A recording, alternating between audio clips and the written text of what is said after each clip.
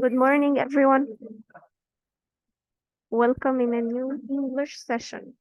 Today we have something different. It's poetry. It's the introduction for poetry.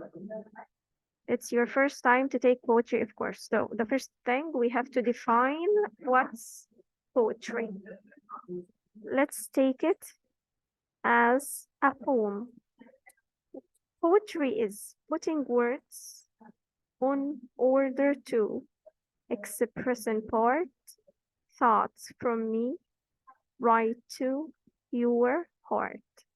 What's poetry? Poetry, some words we use to express feelings or thoughts, arranged in a way which is rhymed, arranged in lines which are rhymed. Poetry is the art of writing poems. Poetry is the art of writing poems. Okay. Right. Who's the poet?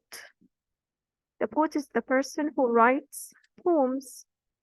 The poet is the person who writes poems.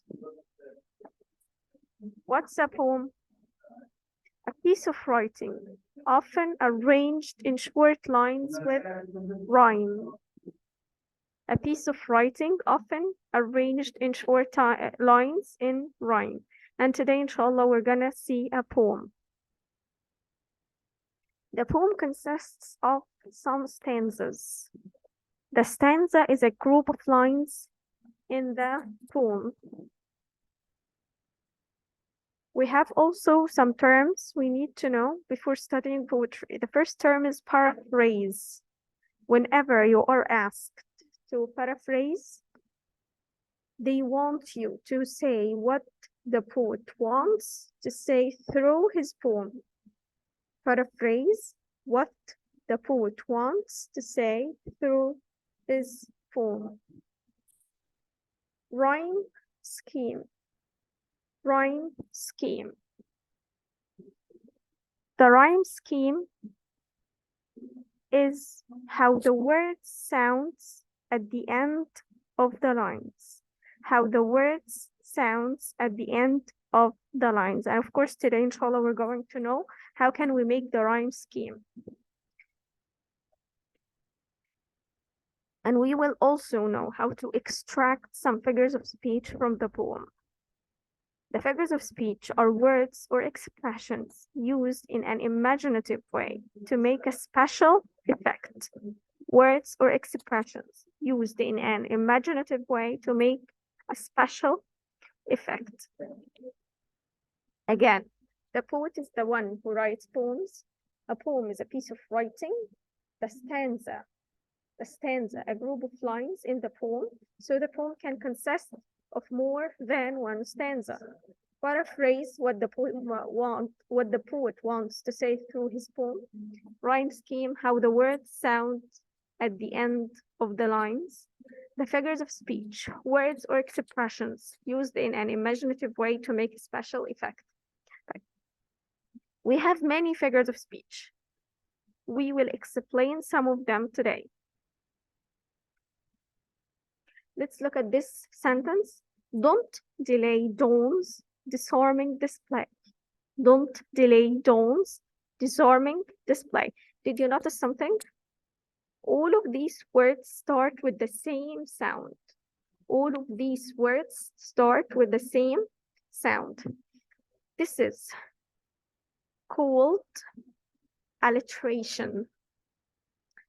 This figure of speech is called alliteration. So when you have two words or more start with the same sound in the same line, we call it alliteration. Let's have another example. Sarah's 7 sisters slept soundly in sand. Sarah's 7 sisters slept soundly in sand. We have more than one word start with the same sound. Sarah's 7 sisters slept soundly in sand. So that's what we call alliteration, alliteration. Another figure of speech. The picture screamed for attention. The picture screamed for attention. Did you notice the verb screamed? Who can scream? Only people. Only people can scream. So when I describe something using a human feature, this is called personification. So when I describe something using a human feature, this is called personification. Let's have another example. The curved pumpkin smiled at me. The curved pumpkin smiled at me. Of course, the pumpkin cannot smile. Only human being can smile. So we call this personification. Personification, describing something using a human feature. Using a human feature. So the pumpkin smiled. The pumpkin smiled. So this is describing something using a human characteristic or a human feature. So it's called personification. This figure of speech is called personification. Another figure. She looks like flower, but she stings like a bee. She looks like flower, but she stings like a bee. Here he describes someone like a flower and a bee. Okay, this is what we call simile, describing something or someone using something else. Describing something or someone using something else. But we have to use like or as before the noun. We have to use like or as. She looks like flower. She stings like a bee. This is a simile. Another one. Sister Susie is sewing socks for soldiers. Sister Susie is sewing socks for soldiers. Sister Susie sewing socks for soldiers. What is that? We have many words in the same line, start with the same sound. What is it? Alliteration. Alliteration. He's tall as a mountain. He's tall as a mountain. Here he described him as a mountain. And we used as. We used as. This is a simile. Simile. The internet is like a window to the world. The internet is like a window to the world. It's like a window to the world. So this is simile because we used like. Always remember when you describe someone or the poet describes someone or something using as or like, it's simile. The peak of her career. The peak of her career. He described her career like a mountain which has a peak. So is it a simile? It looks like a simile, but we do not have like or as, so it's called metaphor. The metaphor is describing someone or something using something else without using as or like. Describing someone or something using something else without using as or like. Metaphor. Metaphor.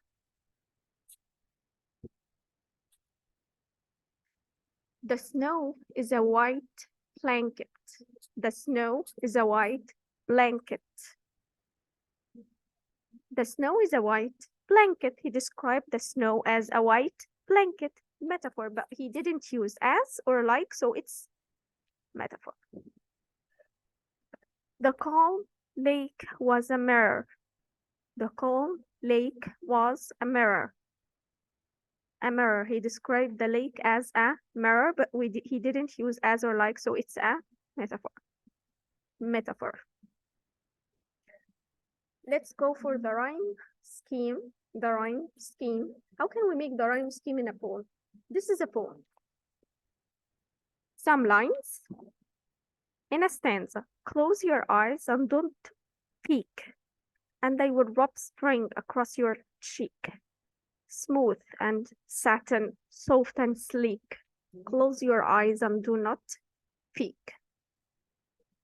Whenever I make rhyme scheme, I always look at the end of the lines. We have to look at the end, the sound at the end of these lines.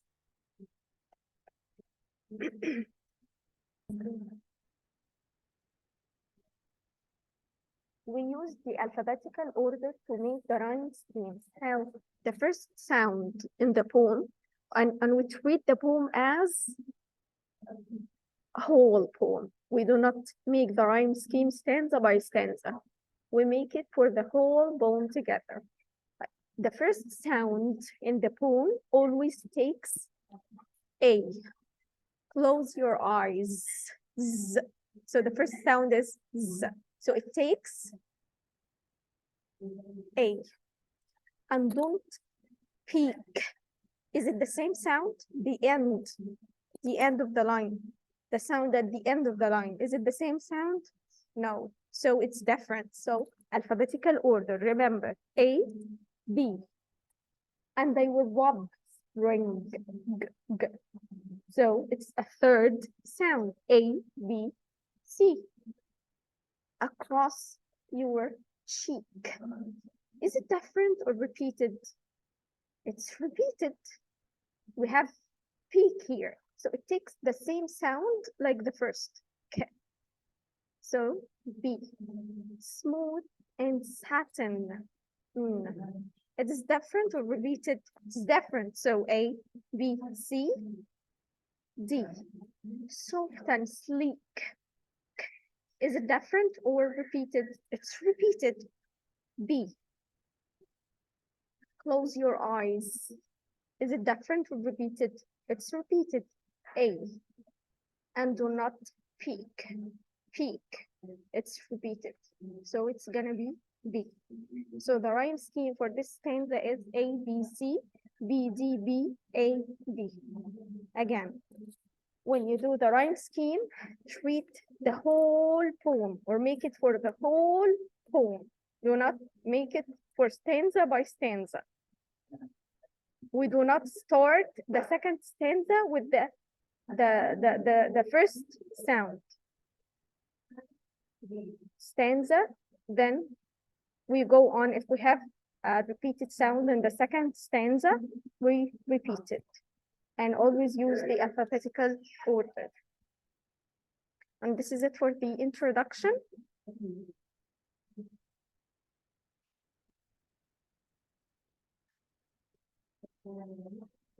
This is the first poem you will study this term. It's called Day, Day, by someone who's called Cecil Spring Rice. Cecil Spring Rice. Let's read it together and think about the main idea of this poem. I am busy, said the sea. I am busy, think of me. Making continents to be. I am busy, said the sea. I am busy, said the rain. When I fall, it's not in vain. Wait, and you will see the grain. I am busy, said the rain. I am busy, said the air. Blowing here and blowing there. Up and down and everywhere. I am busy, said the air. I am busy, said the sun. All my planets, everyone. No, my work is never done. I am busy, said the sun. Sea and rain and air and sun. Here is a fellow, toiler, one whose task will soon be done. What do you think the main idea of this poem?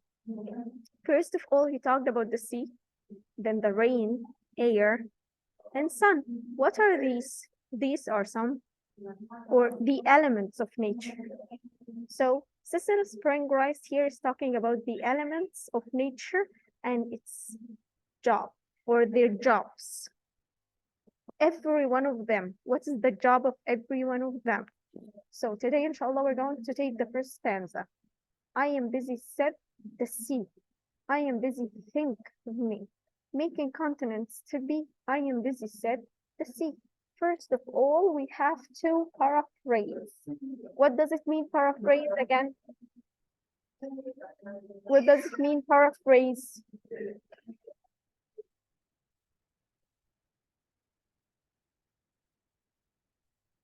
To say what does the poet want to say through his poem. To say what does the poet want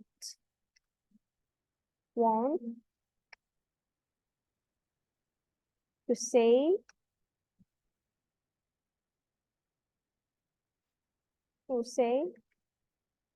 through the poem. Okay, what does he want to say? I am busy, said the sea. I am busy, think of me, making continents to be.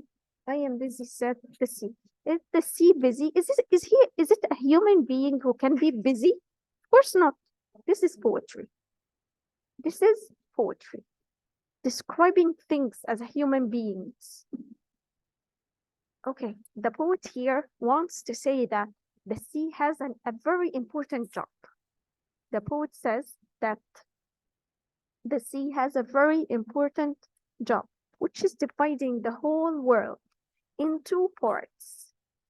The sea divides the whole world into parts, continents, countries, cities.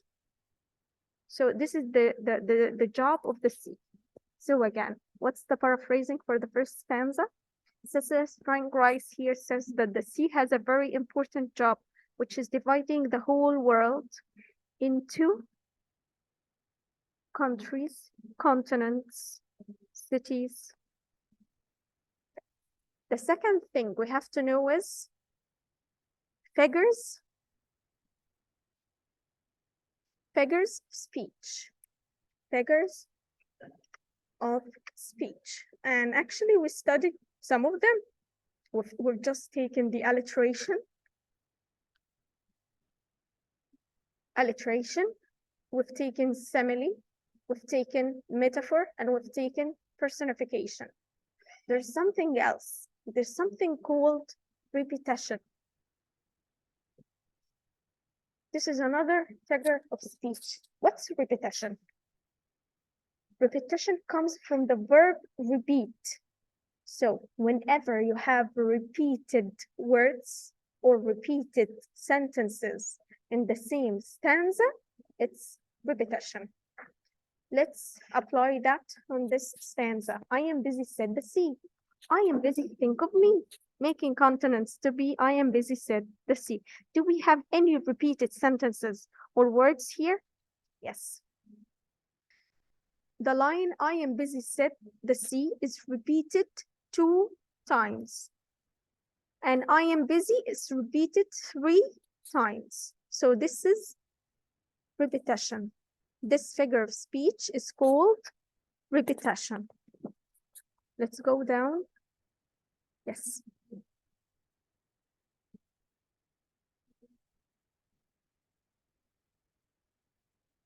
So we have here repetition. Lines 1, 2, and 4. I am busy is repeated at the beginning of the lines. In lines 1, 2, and 4. We also have personification where I am busy, said the sea. Can the sea talk? It cannot talk. So here we gave the sea a human characteristic or a human feature. This is what we call personification. So we have personification, line 1. The sea speaks about self as if it were a human being. As if it were a human being. We also have alliteration. I am busy, said the sea. Said the sea. We have said and sea start with the same sound. And as we said, If you have two words or more start with the same sound in the same stanza, this is called alliteration. The S sound is repeated at the beginning of said and C. The S sound is repeated at the beginning of said and C. Okay, rhyme scheme. Let's make it by the alphabetical order. I am busy said the C. I am busy said the C. The first sound always A. The first sound is always A. Okay? I am busy, think of me. I am busy, think of me. It's the same sound. It's the same sound. So it's repeated. Making consonants to be. Making consonants to be. It's the same sound. So it's repeated. I am busy said the C. It's the same sound. So it's repeated. So the rhyme scheme for this stanza is A, A, A, A. Okay. Let's read the paraphrasing here.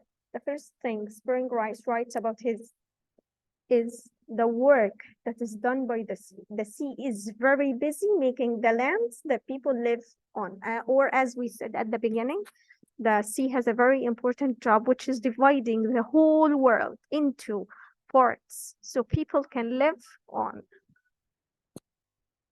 Inshallah, we will meet you in another session, completing the other stanzas of this poem day.